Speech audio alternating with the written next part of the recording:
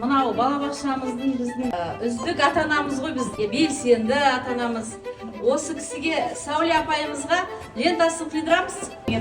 Міне керемет тәлім тәрбие беріп, міне қазақтың салт дәстүрін балаларға көрсетейік, білдірейік деп, міне қазақ тіл кабинетін ашып жатырмыз. Осы жерден міне жақсы тәлім тәрбие алып, бірінші сыныпқа баратындай жақсы жерде білім алып, жақсы оқушы болатындай болып, осы жерден шыға берсін Құда қаласа.